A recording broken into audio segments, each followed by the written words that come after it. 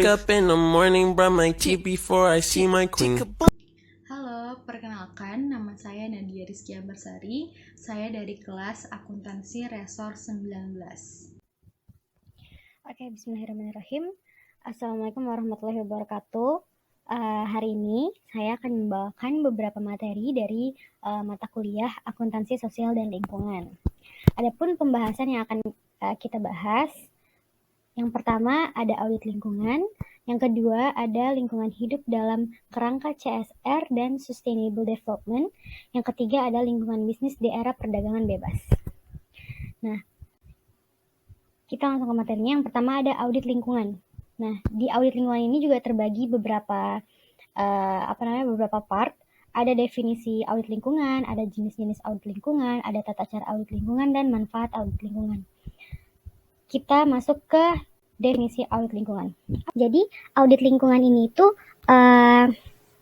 suatu proses evaluasi terhadap suatu kegiatan pembangunan seperti pada bidang industri, pertambangan, kehutanan, pertanian, perumahan, dan lain sebagainya. Terus ada pula jenis-jenis audit lingkungan.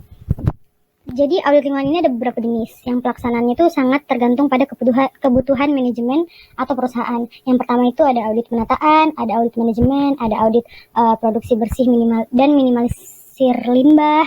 Terus ada audit konversi air, ada audit konversi energi, ada audit pengotoran atau kontaminasi lokasi usaha, ada audit keselamatan dan kesehatan kerja, dan ada juga audit perolehan atau procurement audit.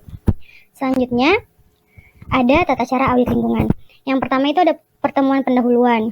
Jadi sebelum audit lingkungan kita bertemu dulu sama yang punya perusahaan, yang punya usaha gitu.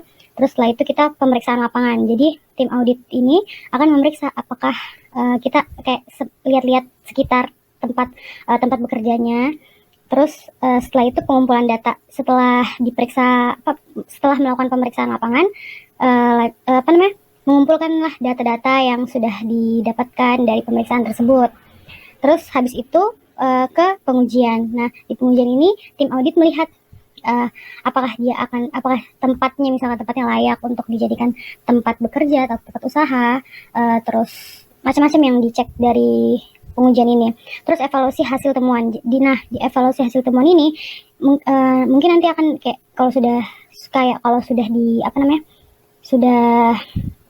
dievaluasi, terus dilihat mana aja sih yang mungkin kurang layak untuk dijadikan usaha atau dijadikan tempat usaha, atau kayak packagingnya kurang, atau macam-macam lah ya, yang kurang dari usaha tersebut, dari perusahaan tersebut. Terus yang terakhir itu pertemuan akhir. Selanjutnya itu ada manfaat audit lingkungan. Di sini ada beberapa. Yang pertama ada memberi manajemen informasi tentang pengelolaan dan kinerja lingkungan perusahaan sebagai input untuk mengambil keputusan. Terus ada mengidentifikasi resiko terkait tanggung jawab lingkungan dan mengambil tindakan untuk mengamalkannya. Yang ketiga ada memastikan operasi perusahaan mematuhi hukum dan persyaratan lingkungan jika belum mengambil tindakan korektif yang diperlukan. Terus juga ada mengidentifikasi kelemahan sistem manajemen lingkungan sebelum menyebabkan masalah. Lalu yang terakhir ada mengembangkan budaya organisasi dan meningkatkan kesadaran lingkungan di antara orang-orang di dalam perusahaan. Oke. Selanjutnya kita akan beralih ke bab selanjutnya, yaitu adalah lingkungan hidup dalam kerangka CSR dan Sustainable Development. Di sini juga ada beberapa poin yang akan kita bahas. Yang pertama itu ada lingkungan hidup dan entitas bisnis, terus ada konsep CSR, ada dimensi CSR, pengaturan dan pelaksanaan CSR di Indonesia, motivasi perusahaan menjalankan CSR, dan yang terakhir ada CSR dan Sustainable Development. Yang poin pertama itu ada lingkungan hidup dan entitas bisnis. Jadi di 10 tahun terakhir ini, di lingkungan hidup dan entitas bisnis ini, sering kita dengar itu kayak ada tuntutan-tuntutan dari masyarakat yang ditujukan pada perusahaan-perusahaan mengenai kasus perusakan atau pencemaran lingkungan hidup akibat aktivitas bisnisnya mereka. Nah, sebagai contoh, dari PT Neumann Minahasa Raya, ini tuh kalau nggak salah dia perusahaan tambang ya.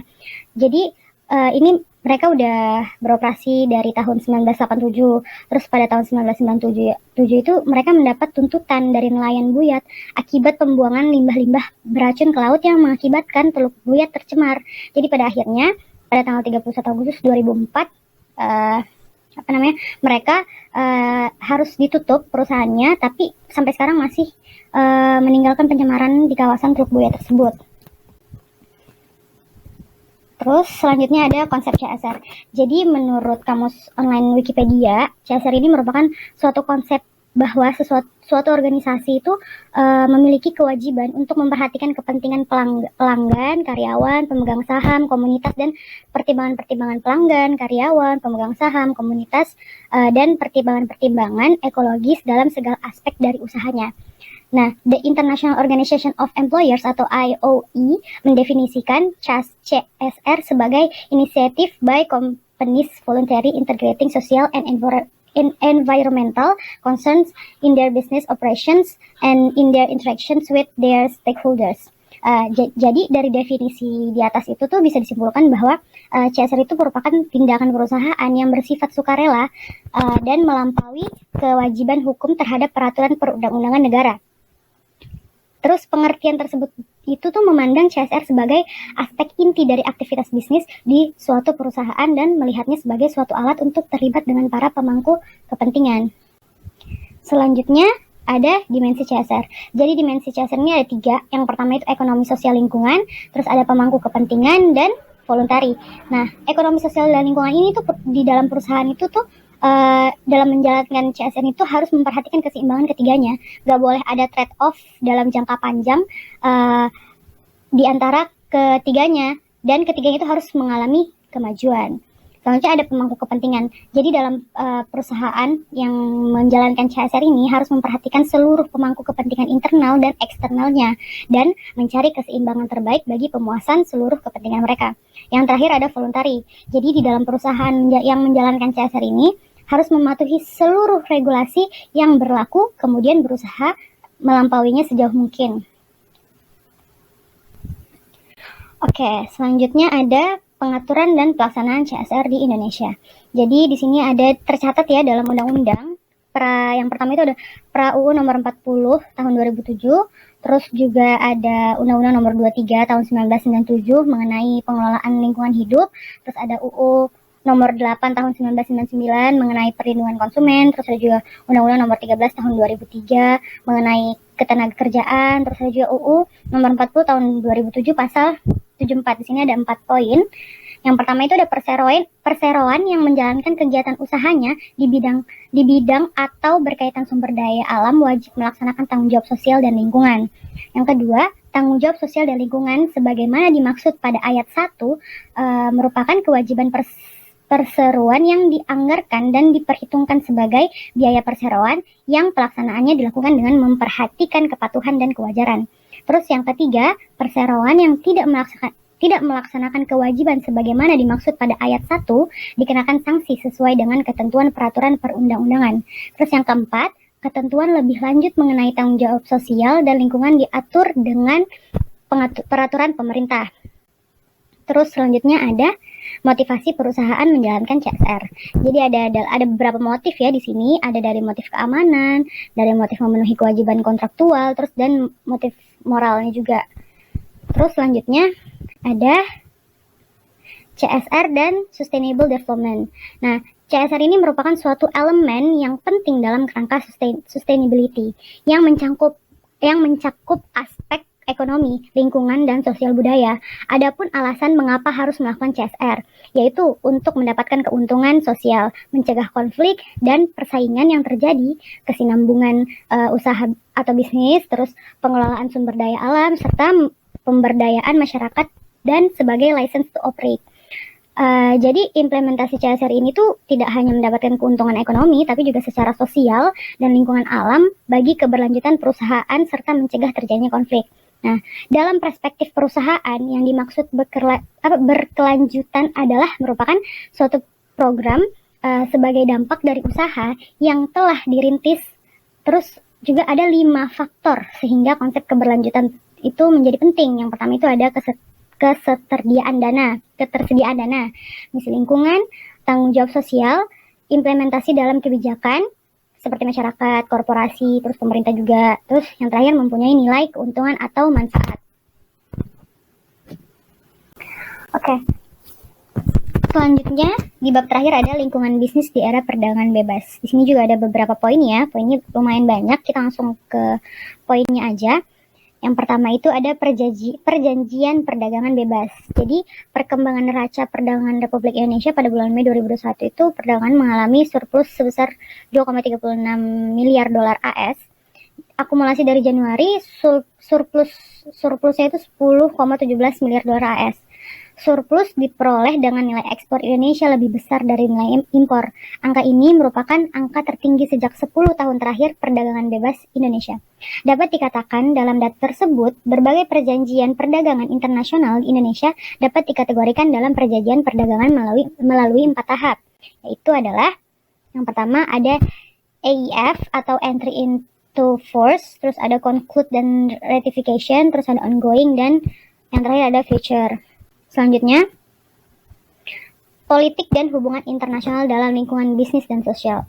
Bisnis nasional. Dalam perjalanan politik dan penyelenggaraan hubungan luar negeri Indonesia, telah banyak hal yang dilakukan dan dicapai dengan baik. Penumbuhan citra Indonesia sebagai negara yang mampu memadukan dinamika penduduk yang mayoritasnya beragama Islam dan demokrasi, perhatian yang sangat serius terhadap persatuan dan kesatuan nasional, penegakan hukum dan penghormatan HAM yang tidak diskriminatif, pendorongan pemilihan ekonomi yang lebih menjanjikan, serta perlindungan warga negara yang sesungguhnya menjadi aset penting bagi pelaksanaan politik luar negeri dan penyelenggaraan hubungan luar negeri Indonesia. Poin selanjutnya ada peta politik dan kegiatan bisnis nasional. Berbagai studi ekonomi politik atau sejarah ekonomi yang menunjukkan adanya hubungan yang erat dan positif antara kelembagaan politik dan hukum dengan kinerja ekonomi. Para pelaku ekonomi, investor, dan pelaku pasar masih melihat bahwa intuisi hukum dan politik itu mudah bergoyang. Artinya nggak stabil dan masih menyaksikan ketidakpastian yang pada akhirnya dinilai berpengaruh secara signifikan pada dunia usaha dan kegiatan ekonomi. Ya. Baik, selanjutnya ada ilustrasi iklim investasi Indonesia. Itu ada 2 poin. Yang pertama, iklim investasi Indonesia positif, dan yang kedua, kunjungan Obama mengangkat peran global Indonesia. Terus selanjutnya ada penegakan HAM dan CSR. Perlindungan dan penegakan HAM telah menjadi isu penting bukan hanya negara yang diminta untuk mendukung pemenuhan, kemajuan, dan perlindungan HAM di Indonesia, namun peranan sektor usaha pun juga diharapkan dapat mewujudkan dalam bentuk CSR yang dilakukan oleh perusahaan terhadap ketiga hal tersebut, yaitu politik, hubungan internasional, dan HAM. Pengaruhnya terhadap kegiatan bisnis juga membawa pengaruh tersendiri pada profesi akuntan. Terus yang terakhir ada analisa hubungan politik, perdagangan bebas, HAM, dan CSR. Jadi setelah beberapa poin yang sudah kita bahas tadi itu banyak menjelaskan pengaruh politik dan hubungan internasional terhadap perekonomian dan bisnis di suatu negara. Selain itu juga telah sedikit disinggung tentang hak asasi manusia, perlindungan, dan penegakan HAM yang telah menjadi isu penting. Bukan hanya negara yang diminta untuk mendukung pemenuhan, kemajuan, dan perlindungan HAM di Indonesia, namun sektor usaha pun juga diharapkan dapat mewujudkan hal tersebut. Peran sektor bisnis dan usaha dalam pemenuhan, kemajuan, dan perlindungan HAM di Indonesia tidak terlepas dari Global Compact yang digunakan Perserikatan Bangsa-Bangsa atau PBB dan dokumen PBB tentang tanggung jawab perusahaan terhadap HAM. Nah, sekarang masalah etika dan bisnis akuntabilitas bisnis itu makin mendapat perhatian masyarakat di beberapa negara maju yang biasanya sangat liberal dalam menghadapi perusahaannya. Jadi hal ini tidak dapat terlepas dari adanya kondisi pada dewasa ini. Banyak muncul pandangan bahwa bisnis mempunyai ikatan erat dengan masyarakat atau stakeholder, termasuk yang terkena pengaruh dari keberadaan bisnis, sehingga keberadaan bisnis itu tidak hanya untuk memberikan keuntungan bagi stakeholder aja. Bisnis juga diharapkan memenuhi nilai-nilai yang ada di masyarakat dan memiliki tanggung jawab kepada pihak-pihak tersebut. Jadi tidak salah jika stakeholder meminta tanggung jawab bisnis dari dampak-dampak yang telah ditimbulkannya. Jadi apabila hal ini dijalankan dengan komitmen dan konsisten, maka mendorong perusahaan untuk bertindak lebih etis dalam setiap usahanya. Selain itu, dengan adanya partisipasi stakeholder ini dalam setiap kegiatan bisnis akan mendorong terciptanya akuntabilitas bisnis terhadap publik dan meningkatnya kepercayaan masyarakat kepada perusahaannya. Ya, jadi sekian pemaparan materi saya tentang 3 materi tadi.